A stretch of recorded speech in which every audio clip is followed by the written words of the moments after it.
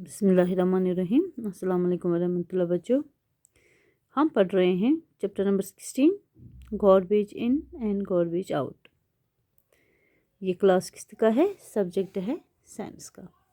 आज है इसके हम एक्सरसाइज के क्वेश्चन आंसर्स करेंगे। आप अपने बुक्स निकालिए, आप क्वेश्चन देखिए, मैं आपको आंसर्स बोलूँगी। पेज नंबर 162 पे है ये। Question number 1, Which kind of garbage is not converted into compost by the earthworms? Earthworms किन गार्बेजेस को कंपोस्ट नहीं करते हैं? हमें उनके नाम बोलने हैं। प्लास्टिक बैग्स इसका आंसर है।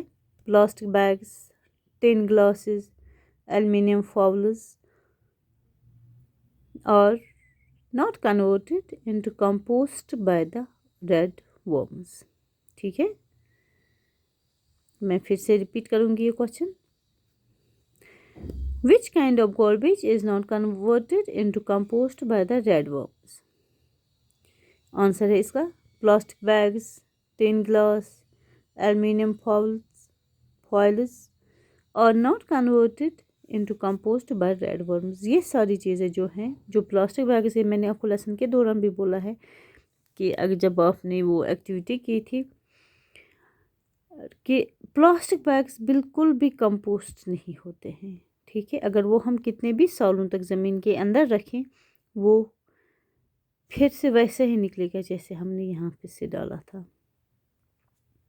ऐसे टिन ग्लासेस है, एल्युमिनियम फॉइल्स है, ये कंपोस्ट नहीं होते हैं बाय द रेड वर्म्स।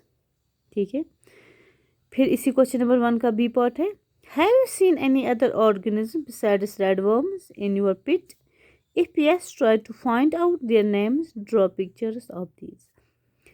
आपने देखा होगा कि जब हम एक पिट में गार्बेज डालते हैं तो वहाँ पे बहुत सारे इंसेक्ट्स होते हैं। आपने रेड वर्म्स के अलावा और कौन से इंसेक्ट्स वहाँ पे देखे, उनके नाम बोलने हैं। ठीक है, एक वहाँ पे होता है अर्थ worms, small insects, ants, millipedes, or seen besides redworms in a pit।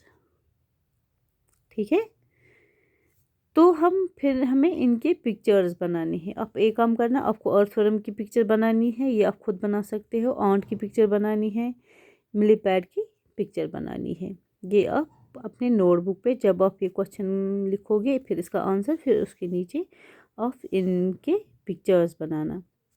Earthworm की बनाना, मिलीपैड की बनाना, आंट की बनाना। ठीक है, फिर ये क्वेश्चन नंबर 2 डिस्कस। ए पार्ट क्या है इसका? Is garbage disposal the responsibility only of the government? क्या गार्बेज को डिस्पोजल करना सिर्फ गवर्नमेंट की रेस्पॉन्सिबिलिटी है? नहीं, ये हमारी भी रेस्पॉन्सिबिलिटी है। इसका आंसर क्या है? No, not just the government but everybody is responsible for garbage disposal.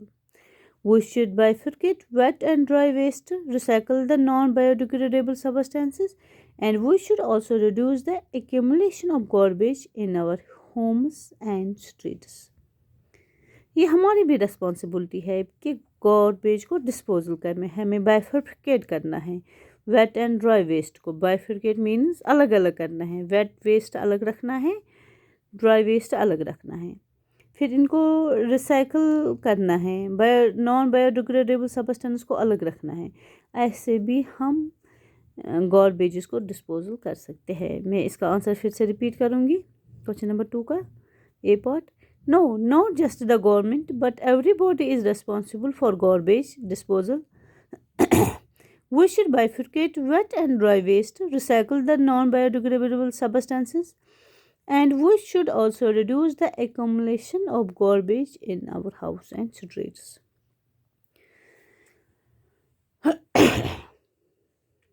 फिर है क्वेश्चन नंबर 2 का B part. Is it possible to reduce the problems relating to disposal of garbage?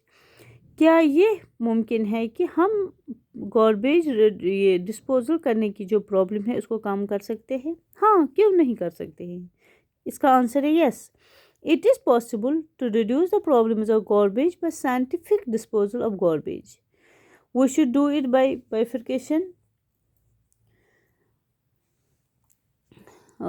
Bifurcation of different wastes and also by recycling the waste materials. हम इसको जैसे मैंने आपको अभी बोला कि हम बाइफिकेट कर सकते हैं वेट एंड ड्राई वेस्ट्स को, फिर हम रिसाइकल कर सकते हैं जो वेस्ट मटेरियल जो रिसाइकल हो सकते हैं वेस्ट्स उनको रिसाइकल भी कर सकते हैं। इससे हम इस प्रॉब्लम को डिस्पोजल गार्बेज की प्रॉब्लम को रिड्यूस कर सकते हैं। मैं आंसर फिर से रिपीट करूँगी।